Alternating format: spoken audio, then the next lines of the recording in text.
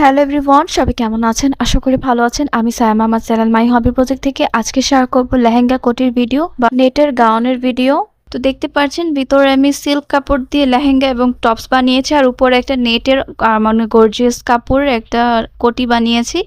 আর পরার পরে আমাকে কেমন লাগছে, আর কালো ড্রেস যেহেতু সবাইকেই ভালো লাগে, তো এটা সেলাই ভিডিও শেয়ার করব। তো সবার প্রথমে আমি লেহেঙ্গার সেলাইটা শুরু করছি, যেহেতু এখানে আমি কলি কলি করে কেটেছিলাম।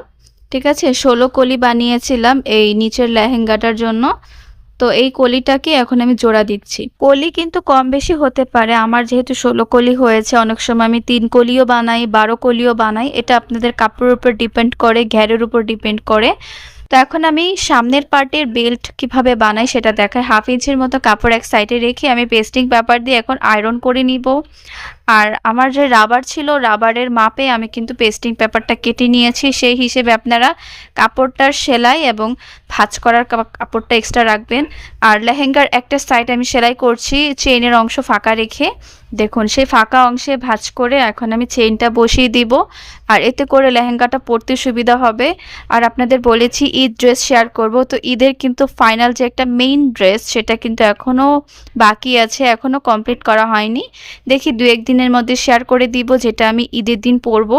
দেখুন, এখন আমি কোমরে বেল্ট বসাচ্ছি, আর কোমরে বেল্টটা কিন্তু আমি উল্টো পার্ট থেকে বসিয়ে সামনের পার্টে নিয়ে আসবো, যে অংশটাতে পেস্টিং পেপার থাকবে। দেখুন, এই যে পেস্টিং পেপারটা এখন সামনের দিকে আমি কিন্তু সুন্দর করে বসিয়ে দিচ্ছি। তো আমি যেরকম পারি আমি তেমনই আপনাদের সাথে শেয়ার করছি। যারা হচ্ছে অনেক ভালো, বলা যায় ভালো টেলার্সে, তারা তো আরও বেশি ফিনিশিং করে। তো আমি যতটুকু পারি সে ততটুকু আপনাদের কাছে শেয়ার করলাম। দেখুন, তো এই যে দেখুন, এভাবে আমি পিছনের পার্টে আলাদাভাবে রাবারটা বসিয়ে দিচ্ছি, এবং 2 সাইড থেকে সামনের পার্ট পিছনের পার্ট এক সাইড থেকে সেলাই করে দিব। আর আরেক সাইডে যেহেতু চেইন ছিল, সেই অংশে আমি হচ্ছে ফুক লাগিয়ে দিব এবং ফুকের ঘরও বানিয়ে দিব। দেখুন, এই যে একটা সাইড থেকে আমি কুচিটা এবং বেল্ট একসাথে জোড়া দিয়ে দিব। ঠিক আছে, তো এখন আমি লেহেঙ্গার নিচের পার্টটা সেলাই করছি, যেটা ঘেরের অংশ ছিল। প্রথমে এভাবে একটা চিকন করে সেলাই করব, পরে আরেকটা সেলাই করে দিব, তাহলেই দেখবেন চিকন সেলাই হয়ে যাবে। অনেকে পিকও সেলাই করতে চায়, এভাবে চাইলে করতে পারেন। তো বডিটা সেলাই করছি, সামনে পিছনে টিকিন দিয়েছি, পিছনে 2টা ফিতা দিয়েছি বডির সাইজ টাইট ফিটিং করার জন্য।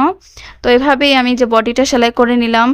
দেখুন, এখন আমি কোটিটা সেলাই করব। কোটির জন্য 6টা ফিতা বানিয়েছি। আর এই যে এখন হচ্ছে সিল্ক কাপড় দিয়ে কোটির উপরে ফিতাগুলো বসাবো এবং গলার মধ্যে পাইপিংটা করে দিব। পাইপিংটা কিন্তু উল্টো পাটে থাকবে। আর কাজের ফিনিশিংটাই হচ্ছে বড়, কাজের যত ফিনিশিং হবে দেখতে অনেক সুন্দর হবে। আর আমার অনেক কালো ড্রেস পরার অনেক শখ ছিল, তো এই ড্রেসটা পরার পরে আমাকে কেমন লাগছে কমেন্ট করে জানাবেন। আর আমার YouTube channel my hobby project, সেখানে কিন্তু আমার এই কাজের ভিডিও দেখতে পারবেন। ফেসবুক পেজ, টিকটক, ঠিক আছে, ওইসব আইডিতে আমার এই ভিডিওগুলো দেখতে পারবেন। আর এই হচ্ছে আমার ড্রেসের ফাইনাল লুক। কেমন লাগছে আমাকে পরার পর? সবাই ভালো থাকবেন। আল্লাহ হাফেজ।